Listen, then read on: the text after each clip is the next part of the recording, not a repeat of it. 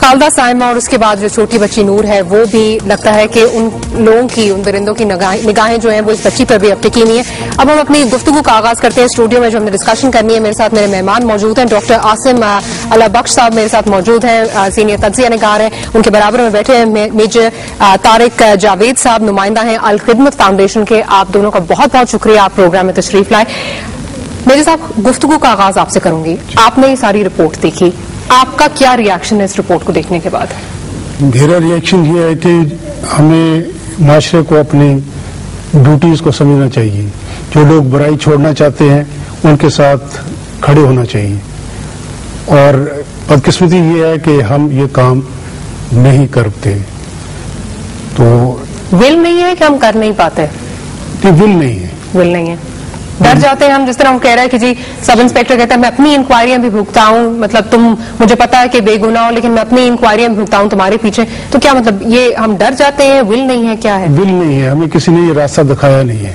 ہم نے دین کو, اسلام کو نماز روزوں کی حد تک محدود کیا ہوا ہے. اگر ہم اس کو پورے ایک جامع انداز سے سمجھیں تو یہ ہماری ایک ذمہ داری بنتی ہے کہ اگر کوئی آدمی برائی چھوڑنا چاہتا ہے تو ہم اس کی مدد کریں. آپ نے بڑی انٹرسٹنگ بات کی. آپ نے بات کی کہ دین ہم نے جو ہے وہ محدود کر دیا نمازوں اور روزوں تک, لیکن سب سے پہلے جو انگلیاں اٹھائی جاتی ہیں اس طرح کی خواتین پر, وہ دینی نقطۂ نظر سے جو ہے وہ انگلیاں سب سے زیادہ اٹھائی جاتی ہیں. اس پر ذرا روشنی ڈالیں. دینی نقطۂ نظر سے ہمیں ڈیزیز سے نفرت کرنی چاہیے, پیشنٹ سے نہیں کرنی چاہیے. ٹھیک ہے, ہم ان لوگوں سے نفرت نہیں کرتے. ہم ان کی جو برائی ہے اگر کوئی چھوڑنا چاہتا ہے تو اس کو ہمیں ضرور جو جس حد تک ہو سکتا ہے ہمیں اس کی مدد کرنی چاہیے تاکہ یہ. اچھا میرے صاحب, میرے سننے میں آیا, اب آپ زیادہ بہتر بتا سکتے ہیں کہ الخدمت فاؤنڈیشن کی شروعات ہی ایک اسی طرح کی کہانی سے ہوئی. اگر مختصر سی مجھے وہ کہانی آپ. الخدمت فاؤنڈیشن تو بہت پرانی ہے, لیکن یہ سلسلہ جو ہم نے نیا آغاز کیا لاہور کے اندر وہ الخدمت فوڈ بینک کے نام سے بنا ہے, جس کا دفتر برکت مارکیٹس نیو گارڈن ٹاؤن میں ہے. اس کا آغاز جو ہے وہ بھی تقریباً اسی سے ملتا جلتی کہانی تھی کہ میرے کزن فاروق چودھری جو ہیں وہ رات کے وقت اپنے گھر جوہر ٹاؤن جایا کرتے تھے. تو راستے میں وہ دیکھتے تھے کہ خاتون جو ہے وہ کلائنٹ کے مشکوک عورت تھی, تو کلائنٹ کے لیے وہ کھڑی ہوتی تھی. 2 دن 3 دن انہوں نے گزر گئے. چوتھے دن انہوں نے جا کے اپنا موٹر سائیکل اس کے پاس کھڑا کر دیا اور بڑے خلاص سے کہا کہ بی بی یہ جو کام آپ تم کر رہی ہو یہ غلط ہے اور یہ گندا راستہ ہے, تم واپس لوٹ جاؤ. اس عورت نے جو بات کہی وہ یقیناً بڑی زبردست بات کی. اس نے کہا کہ میں ایک بیوہ عورت ہوں اور میرے 4 بچے ہیں, خاوند میرا فوت ہو چکا ہے, کمانے والا کوئی نہیں ہے. اگر تم میرے روٹی کا بندوبست کر دو تو میں یہ کام چھوڑ دوں گی اور میں اپنے گھر آرام سے شریفانہ انداز سے زندگی گزاروں گی. میرے بھائی صاحب خاموشی سے چلے گئے, لیکن دوسرے دن انہوں نے اس بات کا ذکر مجھ سے کیا کہ بھائی جان یہ ایسے ایسے معاملہ ہوا ہے رات. تو میں نے جب یہ بات سنی تو یہ 7 سال پہلے کی بات ہے, 2004 کی بات ہے. تو میرے ذہن پہ اتنا اثر ہوا کہ میں اس رات کو ساری رات سو نہ سکا. میں جلدی سونے والے لوگوں میں سے ہوں اور صبح جلدی اٹھتا ہوں, تو اس رات میں 2:30-3 بجے تک جاگتا رہا.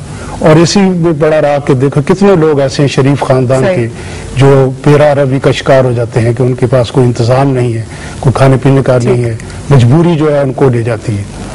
تو میں نے یہ سوچ کے جب 2:30-3 بجے اللہ تبارک تعالیٰ نے مجھے یہ ایک راستہ دکھایا کہ میں نے کہا یہ کام میں نے کرنا ہے, وہاں سے اس کی شروعات. بالکل. تو ہم نے اس کا آغاز کیا. ٹھیک. اور الحمدللہ اس وقت 1.25 خاندان ایسے ہیں جو الخدمت فاؤنڈیشن سے ہر مہینے راشن لیتے ہیں. میں سب آپ سے یہ پوچھنا چاہوں گی, میں نے جس طرح ذکر کیا بریک میں آپ کہ ہم فیصل آباد گئے تھے. فیصل آباد میں ہم نے دیکھا کہ power loom workers, power looms کی شٹ ڈاؤن ہونے کی وجہ سے, ان کی ختم ہونے کی وجہ سے بہت ساری خواتین جو ہیں پروسٹیٹیوشن کی طرف جو ہیں وہ گئی ہیں. ہم نے دیکھا ہے ان کو جاتے وقت, وہ اپنی کہانیاں انہوں نے ہمیں بیان کی ہیں. اکنامک فیکٹر کتنا بڑا اس میں رول ادا کرتا ہے؟ اکنامک فیکٹر سے بڑا جو رول ہے وہ ریلیجن سے دوری ہے. غربت کے اندر بندہ جی سکتا ہے اگر جینا چاہے, لیکن اب مذہب چونکہ ایک تار ہے ایک چیز کو ڈائریکشن ہے. جب وہ ڈائریکشن ختم ہو جائے تو پھر وہ کیا امیر لوگ پروسٹیٹیوشن نہیں کرتے؟ وہ بھی انڈلج ہوتے ہیں ایسی چیزوں میں. اگر غریب لوگ یا غریب اسٹارٹ تو یہی کہا جاتا ہے نا کہ اکنامک فیکٹر کی وجہ سے وہیں سے اسٹارٹ ہوتے ہیں. اکنامک فیکٹر سے زیادہ بڑا فیکٹر ہے مذہب سے دوری. ٹھیک ہے ڈاکٹر صاحب، آپ میجر صاحب سوری آپ متفق ہیں ان کی بات سے؟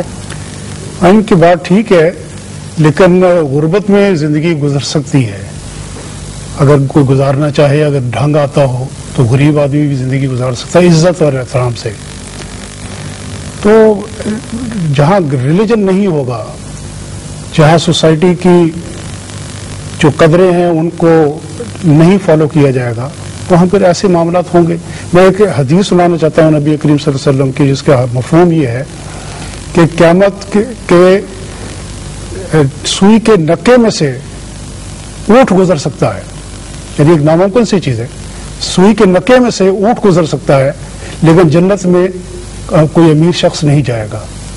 اب یہ ایک بہت بڑی ذمہ داری کی بات ہے کہ جس کو اللہ تعالیٰ نے وسائل دی ہیں دنیا کے اندر، اور جو اس دنیا کے اندر نعمتیں جو ہیں کر رہا ہے، وہ شیئر نہیں کرتا تو اس سے حساب اگر امیر شخص جو شیئر نہیں کرتا وہ نہیں جائے گا، اس کا حساب بڑا کڑا ہوگا.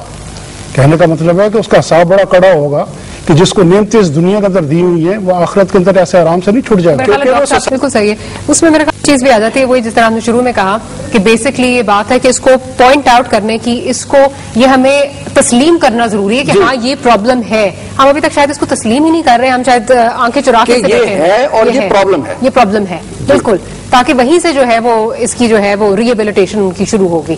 آپ میرا خیال ہے اگری نہیں کر رہے ہیں؟ ڈاکٹر صاحب کی بات جو ہے بڑی صحیح بات ہے اور میں اس کو 100% اگری کرتا ہوں جو فرما رہے ہیں. اچھا، اگر ہم اس کی ریہیبلیٹیشن کی بات کریں اس پرٹیکولر فیملی کی، ہم آپ سے کیا ایکسپیکٹ کر سکتے ہیں؟ کس طرح آپ ان کی ریہیبلیٹیشن کریں؟ ہم ان کی فائنینشیل ہیلپ کر سکتے ہیں. ٹھیک ہے، الخدمت فاؤنڈیشن کے حوالے سے. ٹھیک ہے، تو مطلب کیا مطلب کوئی کہیں کوئی جاب دیں گے یا کس طرح کریں گے؟ مطلب کیا ان کی کس طرح ہیلپ ہو سکتی ہے؟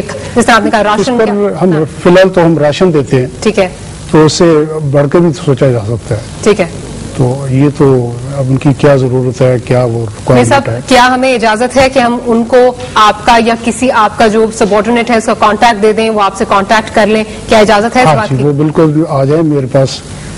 میں برکت مارکیٹ گارڈن ٹاؤن میں الخدمت فوڈ بینک کے نام سے میں بیٹھتا ہوں 10 بجے سے لے کے 1 بجے تک. ٹھیک ہے، ڈیلی. ٹھیک ہے، تو وہ میرے پاس آ جائے، انشاءاللہ ہم پوری طرح اس کے